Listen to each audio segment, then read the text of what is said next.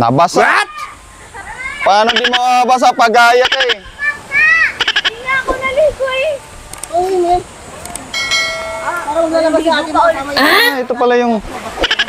Ito pala yung maliit na bangka ni tatay. Ito pala yun. Yung maliit na bangka. Lit-lit lang. Mabutos.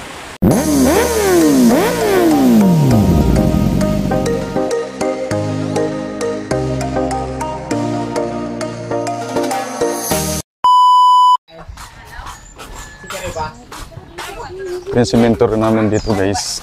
Dito nakalabing yung lolo't lola ko, mga pinsan. Ha? Hanggang dito.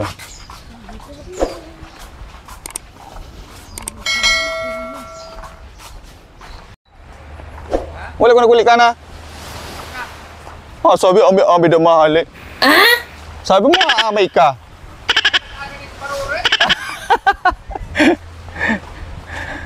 Guys, so yung mga kaigos nandito kaya tayo sa pampang ng dagat ngayon. Kaya tayo mag-video. Ayan. Ano magkasama natin? Kami lang palang dalawa. Sarap ang pakiramdam.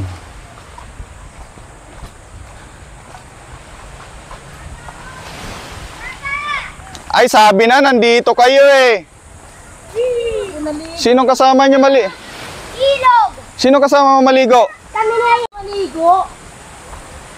Nabasa! Nabasa. Paano di mabasa? Pag-ayak eh. Hindi nga ako naligo eh. Oo, hindi. Parang lalabas sa atin mga kamay. Ito pala yung... Ito pala yung maliit na bangka ni tatay. Ito pala yun. Yung maliit na bangka. Lit-lit lang. Mabutos. Pwede maligo ka na doon.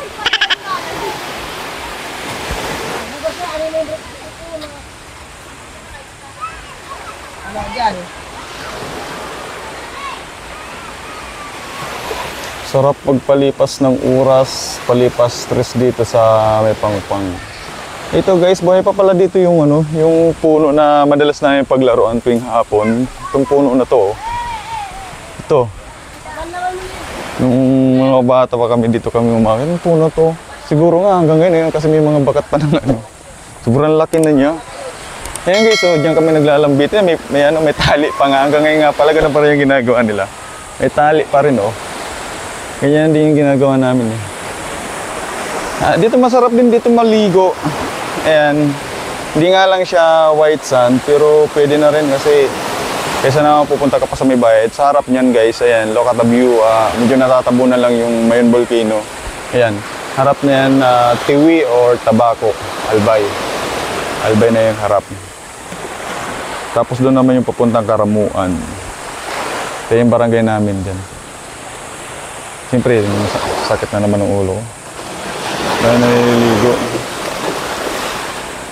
Anong bulkang Mayon? Ayun na natatabunan. Mayon Volcano. Ganda pumunta doon. Picture pressure. So, yan mga kaigos, uwi na tayo. Medyo kumikirot na naman yung ulo ko. Baka nanganak na yung baboy. Tingnan natin. Medyo wala pang hangin ngayon dito sa Pangpang. Pero presko na yung lugar. Hindi pa siya ng sikat ng araw. Kasi nga maraming puno. Masarap sana maligo kasi tanghali na. Baka mamayang hapon makaligo tayo dyan. Dagat naman tayo. So, yan guys. Good morning. Update dito. Last day namin dito sa Bicol. Bukas na madaling araw, back to Manila na naman ang kaigos nyo. Back to reality, no? So, ayan. Umaga. Kahit mga alas 7 na lang. Para sakto alas 10 nandun na tayo. Kasi kapag tanghali tayo umalis dito, baka mas maaga tayo makakarating dun.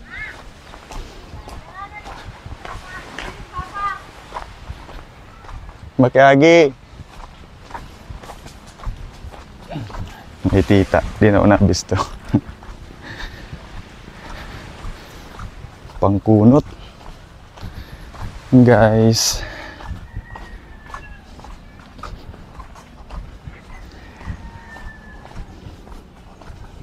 Ganito lang kami dito. Kapag wala kang pera dito, gutom ka. Kaya kung magbabakasyon ka dito, dapat paldo-paldo ka. Kasi kung magbabakasyon ka dito na wala ka naman pera, nako, nganga ka.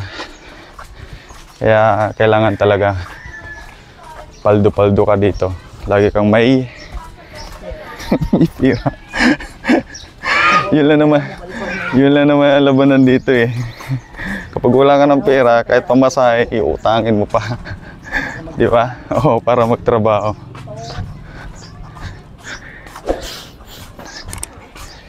Ang init na. Saan? Oh. Wala nga tao pang bola. Apil. Laro kayo? Guys, ang init.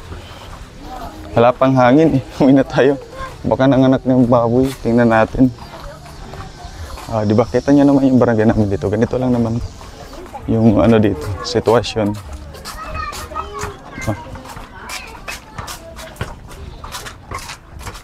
Sabi ko nga kung uuwi ka dito dapat paldo-paldo. Pre, nagka-crop set na? Lumbang ka na eh. Lumban. Luwas ng baby. Baby pigs. Nagluwas na? Oo. Ay, meron na daw. Tingnan natin.